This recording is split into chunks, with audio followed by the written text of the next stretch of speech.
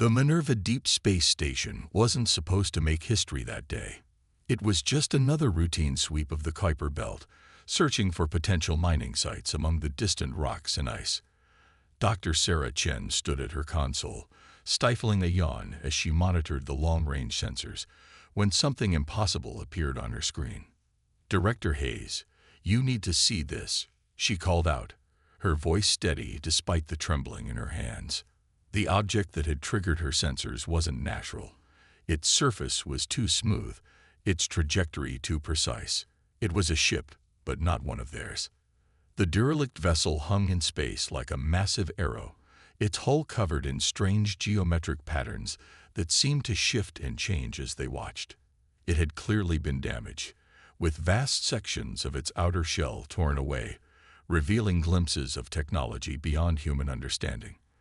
But what caught everyone's attention was the ethereal blue field that still flickered weakly around its bow, some kind of energy shield that continued to function even after what must have been decades of abandonment. Within hours, the station was swarming with scientists and military personnel. Dr. Chen led the first research team aboard the alien vessel, documenting everything they found. The ship's systems were dead, but its database remained partially intact. What they discovered sent shockwaves through Earth's governments. They weren't alone, and they weren't safe. The ship belonged to a species called the Varax, a client race of the mighty Zeth Empire. The database spoke of a vast confederation of worlds united under the Zeth banner, all protected by shield technology that made their ships and soldiers virtually invulnerable. The Varax ship had been damaged not in combat, but in an attempt to flee the Empire's influence, an attempt that had clearly failed. 6 months later, humanity's worst fears were realized. The massive ships appeared without warning, materializing just beyond Mars' orbit.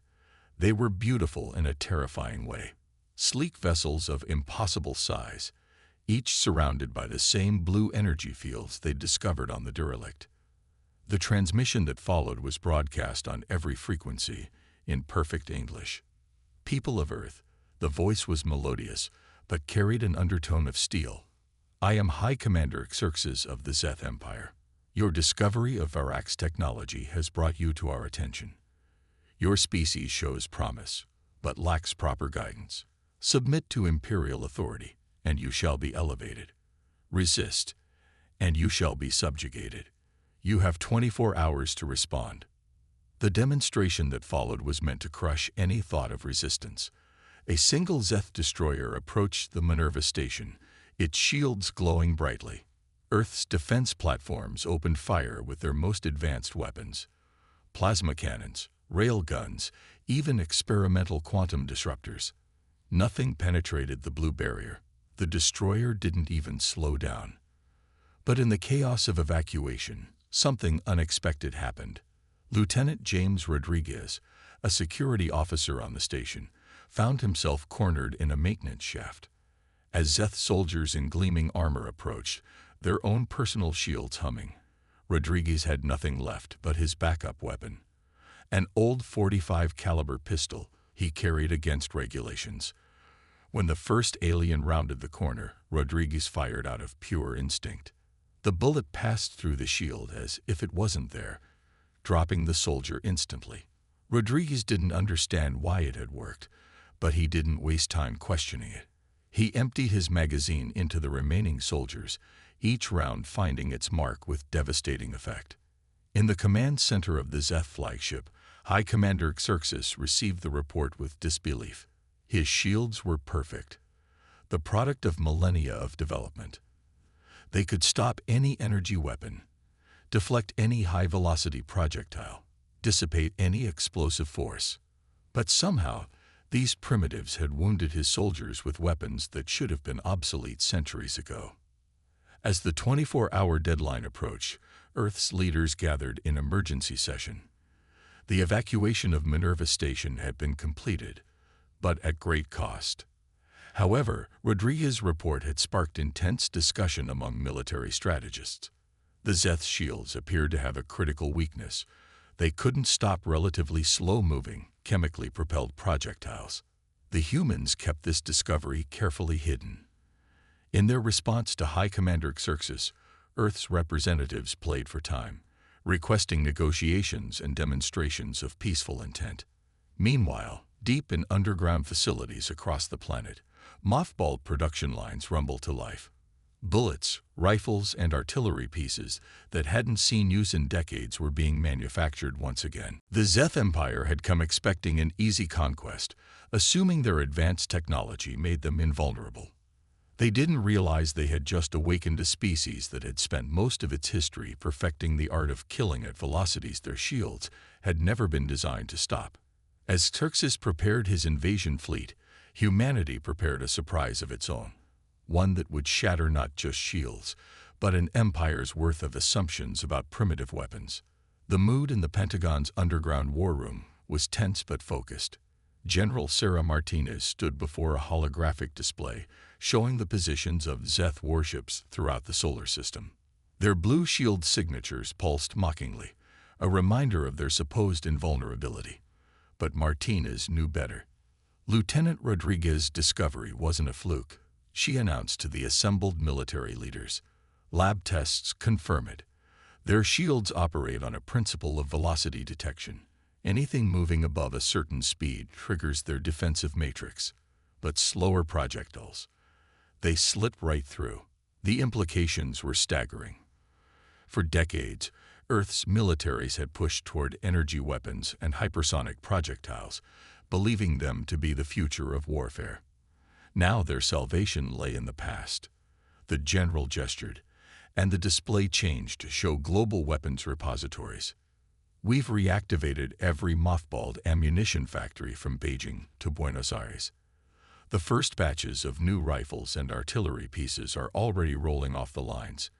But we need to be smart about this. The moment we reveal our advantage, the Zeth will adapt. The plan they developed was audacious. While Earth's governments continued diplomatic talks with High Commander Xerxes, Special Forces teams began training with the new old weapons. Museums were quietly emptied of their military exhibits.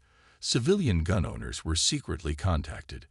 A resistance network took shape, all while the Zeth believed they were simply dealing with a primitive species buying time before inevitable surrender. The first test of their strategy came sooner than expected. A Zeth patrol ship detected unusual activity at a supposedly abandoned military base in the Australian outback.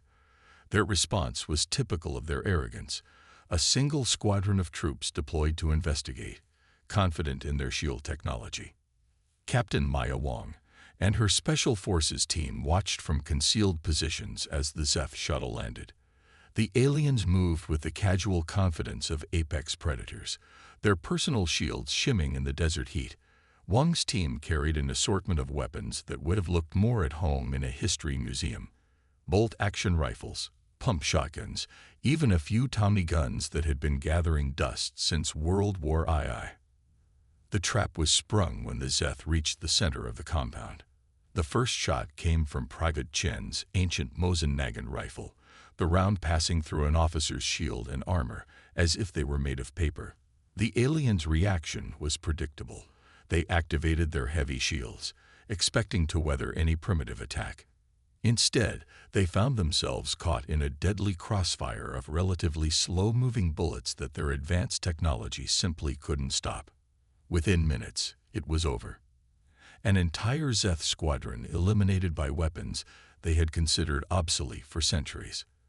Wong's team quickly stripped the bodies of their technology and disappeared back into the desert, leaving behind a mystery that would baffle the Empire's best investigators. The success was repeated across the globe. Small teams armed with primitive weapons struck Zeth patrols and outposts, vanishing before reinforcements could arrive. Each engagement was carefully planned to look like isolated incidents, preventing the Empire from recognizing the pattern. But High Commander Xerxes was no fool. Reports of lost patrols and unexplained casualties began to pile up. His initial amusement at human resistance turned to frustration, then concern. Something wasn't right. His shields were perfect. They had to be. The Empire's technological superiority was the foundation of their power. In his flagship's command center, Xerxes reviewed the latest casualty reports. His scientists had examined the bodies, finding wounds caused by simple metal projectiles. It seemed impossible. The Empire had faced countless species with countless weapons, and none had ever penetrated their shields. But the evidence was undeniable. "Increase our troop deployments," he ordered. "These humans want to play games. Then we'll give them a war they can't possibly win. Prepare the invasion fleet." Back on Earth, General Martinez received word of the Zeth fleet's movement. Everything was proceeding according to plan. The Empire was responding exactly as expected, with overwhelming force. They still didn't understand that they were walking into a trap centuries in the making. In weapons facilities worldwide, production lines ran day and night. Ammunition stockpiles grew. Vintage weapons were restored and distributed. Earth's militaries had spent generations perfecting the art of killing with simple physics, mass times velocity. While the Zeth had evolved beyond such primitive methods, humanity had never forgotten them. The coming battle would shatter more than just the Empire's shields. It would destroy their fundamental assumption about technological progress, that newer always meant better.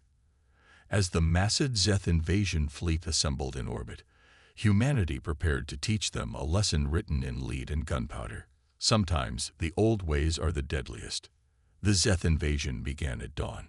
Massive ships descended through Earth's atmosphere, their shields glowing like artificial suns. High Commander Xerxes had chosen overwhelming force, deploying millions of troops simultaneously across every continent. The message was clear: resistance was futile. What the Zeth forces found waiting for them defied all their tactical predictions.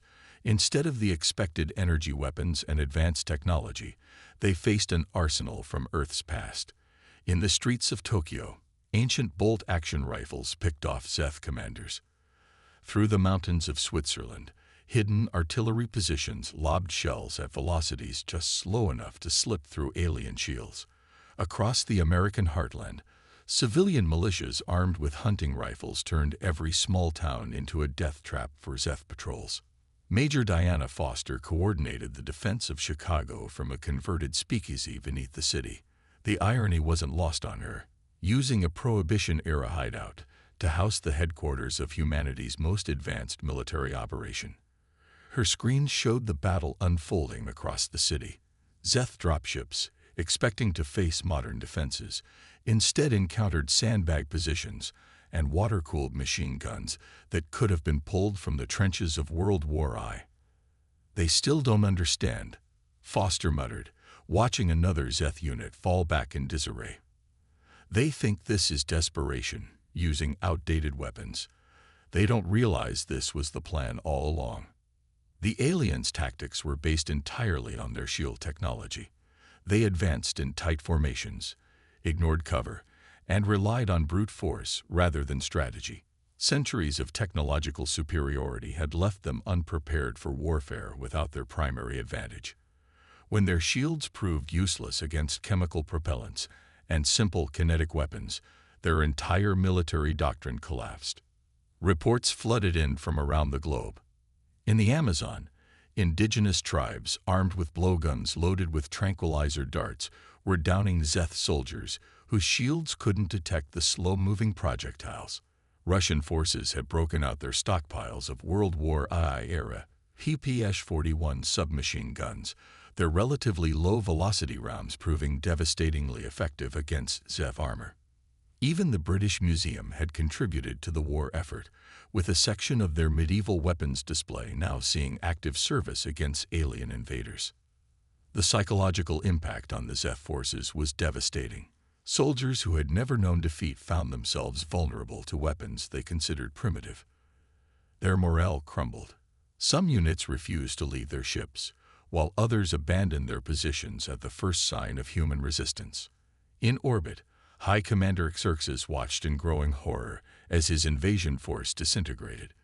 His scientists worked frantically to modify their shields, but the fundamental physics couldn't be changed. The technology that had made the Empire invincible had become their greatest weakness. But the true turning point came from an unexpected source. Dr. Sarah Chen, still studying the derelict Verax ship, made a breakthrough. The ship's database contained more than just shield specifications. It held the Empire's classified military history. The Zeth's rise to power hadn't been through technological superiority alone. They had systematically destroyed or suppressed any civilization that developed alternative defense technologies, ensuring their shield design became the galaxy's only standard. "They're not just vulnerable to our weapons," Shen reported to the United Earth Defense Council. "They're completely dependent on their shields. They've forgotten how to fight any other way." This revelation changed the nature of the war. Earth's leaders realized they weren't just fighting for survival. They were exposing the foundation of lies upon which the entire empire was built. As news of the Zeth's vulnerability spread through their conquered territories, other species began to resist. The Empire's client races, long suppressed by the threat of unstoppable Zeth forces, started questioning their master's power. The war spilled beyond Earth. Humanity's success inspired a wave of rebellions across Zeth-controlled space. The Empire's forces, already stretched thin by the unexpected resistance on Earth, couldn't contain the spreading insurrection. Their own technology had become a prison, limiting their tactical options while their enemies adapted and evolved. In Chicago, Major Foster received word that the Zeth forces were retreating from North America entirely. Similar reports came in from other continents. The invincible empire was falling back, its aura of invulnerability shattered by humanity's primitive ingenuity. But victory brought new challenges. As the Zeth flooded Earth, they left behind advanced technology and a wealth of tactical data. Humanity now had access to the Empire's secrets, including the locations of their core worlds. The question facing Earth's leaders was no longer about survival, but about what to do with their advantage. The Empire had started this war believing their technology made them unstoppable. They were about to learn that humanity's greatest strength wasn't in their weapons, but in their ability to adapt, to find solutions in their past, and to turn an enemy's strength into their ultimate weakness. The Zeth Empire's capital world of Nexus Prime had never known fear. For millennia, its crystalline spires had stood as monuments to technological supremacy, each building wrapped in the signature blue shields that had made the Empire invincible. Now, those same shields cast an eerily different light, no longer symbols of strength, but markers of vulnerability. Admiral Elena Santos stood on the bridge of the ESS Redemption, Earth's first starship built with recovered Zeth technology. But unlike the Empire's vessels, the Redemption carried a hybrid arsenal, alongside energy weapons and shield generators salvaged from captured ships. Her hull bristled with what the crew called heritage weapons, naval guns, ballistic missiles, and projectile systems that would have been at home on a 20th century battleship. "Status report on the Nexus Defense Fleet," Santos ordered, studying the tactical display. The Zeth response to humanity's advance had become increasingly erratic. Some ships fought to the death, while others fled at the first sign of Earth vessels. "Their formation is breaking down, Admiral," her tactical officer reported. "We're detecting power fluctuations in their shield grid. It looks like they're trying to modify their defenses in real time." The Empire's desperate attempts to adapt their shield technology had only made things worse. Each modification introduced new vulnerabilities, and their forces had forgotten how to fight without relying on their once perfect defense. The more they tried to fix their shields, the more dependent on them they became. But the real destruction came from within. Dr. Chen's discovery about the Empire's suppression of alternative technologies had spread like wildfire through their subject worlds. The Verax, whose abandoned ship had first revealed the shield's weakness, led the rebellion. Other species followed, each rediscovering ancient combat techniques that bypassed Zeth defenses. On a dozen worlds, Zeth garrison forces found themselves facing not just human weapons, but local arsenals they had dismissed as obsolete. The Krell used pneumatic harpoons that moved too slowly for shields to detect. The Meridian sonic weapons operated outside the frequency range the shields were designed to block. Each species found its own way to exploit the fundamental flaw in Zeth technology. High Commander Xerxes, now trapped in his fortress on Nexus Prime, watched his empire crumble. The shield technology that had been their greatest achievement had become a cage of their own making. His scientists worked frantically to develop new defenses, but centuries of relying on a single system had left them unable to think beyond it. They're requesting surrender terms, Admiral, the communications officer announced. The Zeth fleet defending their capital had finally broken. Ships were powering down their shields, a gesture of submission that would have been unthinkable months ago. Santos nodded grimly. Accept their surrender, but maintain combat readiness. We've learned not to take Zeth technology at face value. The ground assault on Nexus Prime revealed the full extent of the Empire's collapse. The Zeth had built their entire civilization around their shield technology. Their architecture, their transportation, even their basic infrastructure all depended on the same defensive principles. When those defenses proved vulnerable, their society had no fallback position. In his command center, Xerxes watched Earth forces advance through his capital. Their weapons were a mix of old and new. Soldiers carrying conventional firearms alongside captured Zeth energy weapons. They moved with a tactical flexibility his forces had long ago forgotten, using cover and terrain instead of relying purely on technology. How? He demanded of the human officer who accepted his surrender. How did you defeat our perfect shields? Colonel Marcus Chen, Dr. Chen's brother, removed his helmet and smiled grimly. You made the mistake of thinking technology only moves forward. You forgot that sometimes the old ways persist because they work. Humanity never abandoned its past. We built upon it. The fall of Nexus Prime marked the end of the Zeth Empire's dominance, but it also revealed a deeper truth. The Empire's real weakness wasn't their shield technology. It was their belief that progress only moved in one direction. They had created a society so dependent on a single technology that they couldn't adapt when that technology failed.